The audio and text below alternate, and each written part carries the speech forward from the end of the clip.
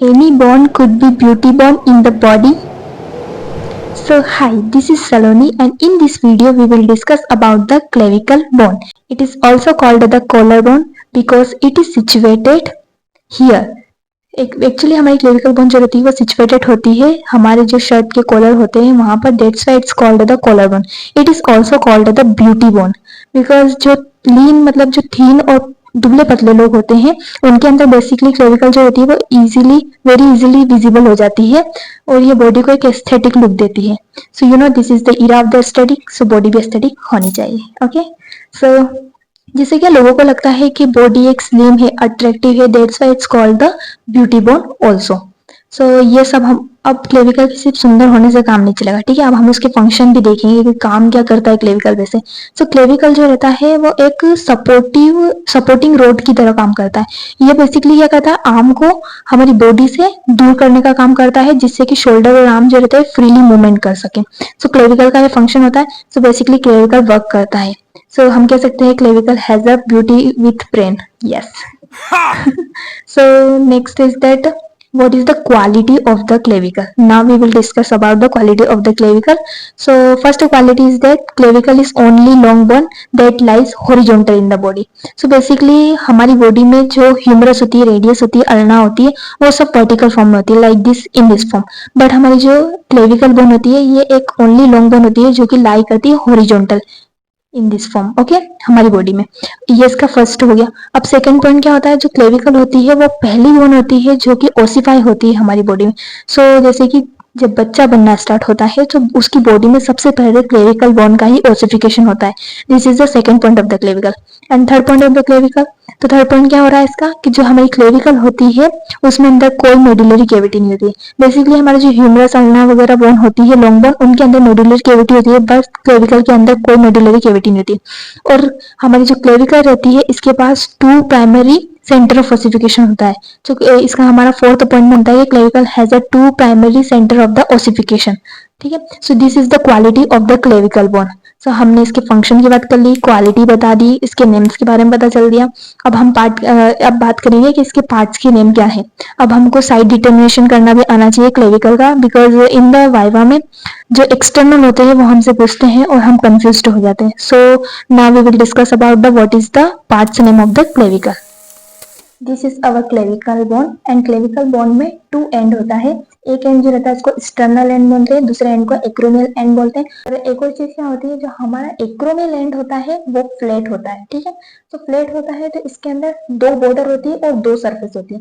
एक बॉर्डर होती है हमारी एंटीरियर बॉर्डर, एक होती है हमारी पोस्टीरियर बॉर्डर, एक होती है सुपीरियर सरफेस. सॉरी, अब सरफेस होता है सुपीरियर सरफेस, नीचे हो गया हमारा inferior surface. So basically acromial end में क्या होता है, दो बॉर्डर हो गई, दो सरफेस हो गए. अब हमारा जो ये एक्सटर्नल एंड होता है ना वो क्वाड्रिलेटरल होता है. उसमें कोई बॉर्डर नहीं होती, उसमें चार सरफेस होते हैं. एक होता है हमारा एंटीरियर सरफेस, पीछे की साइड हो गया पोस्टीरियर सरफेस, ऊपर की साइड हो गया सुपीरियर सरफेस और नीचे की साइड हो गया इंफीरियर सरफेस. सो बेसिकली इसमें फोर सरफेसेस होते हैं और इसमें टू बॉर्डर और टू सरफेसेस होते हैं. जो एक्सटर्नल एंड होता है वो हमारे एक्सटर्नल क्लेविकुलर नोड से जाकर जॉइंट बनाता है. और जो हमारा एक्रोमियल एंड होता है वो हमारे स्केपुला की एक्रोमियल प्रोसेस से जाकर एक जॉइंट बनाता है. अब इतना तो पता चल गया, फिर भी कंफ्यूजन रहेगा कि इसको हम ऐसे भी तो पकड़ सकते हैं, इसको हम ऐसे भी पकड़ सकते हैं, पर भी समझ में नहीं आता कि साइड डिटर्मिनेशन कैसे करें. तो बेसिकली हमारा जो एक्रोमियल एंड होता है उसके इंफीरियर सरफेस पर एक कोनोइड ट्यूबरकल होता है. ठीक है. ये हमारा tubercle, you can see this tubercle. So हमें ध्यान रखना है कि जो एक्रोमियल एंड का कोनोइड ट्यूबरकल है वो नीचे होना चाहिए, इंफीरियर सरफेस में ही होना चाहिए.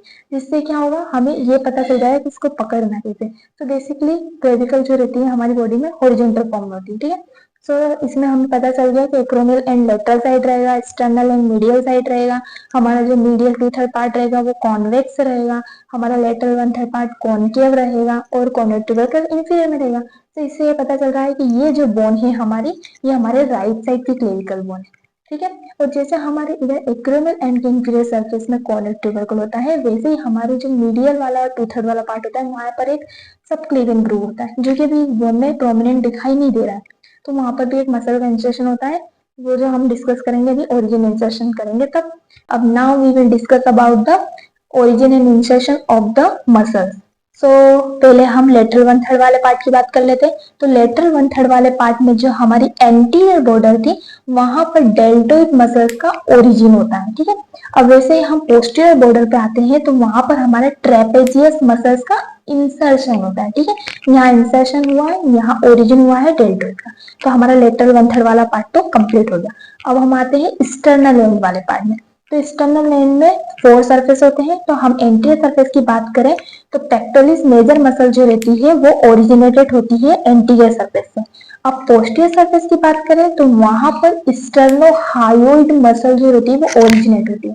अब हमारा एंटीरियर हो गया, पोस्टीरियर हो गया। अब सुपीरियर सरफेस जो रहता है वहां पर स्टर्नोक्लीडोमेस्टोइक मसल ओरिजिनेट होती है। अब जो हमारे नीचे वाला सबक्लेवियन ग्रूव होता है वहां पर सबक्लेवियन मसल्स का इंसर्शन होता है, ठीक है।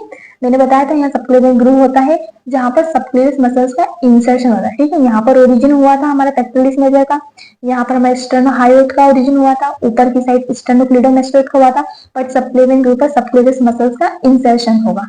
तो ये हमारे इसके मसल्स के ओरिजिन भी हो गए, इंसर्शन भी हो गए, इसके पार्ट के नाम भी पढ़ लिए, क्वालिटी भी बता दी, फंक्शन भी बता दिए, इसके क्या क्या नेम है वो भी बता दिए। So in the last, I would like to say, less ratta, more samajh with visual study. So if you like this video, please share with your friend and subscribe this channel. Thank you for watching. Thank you.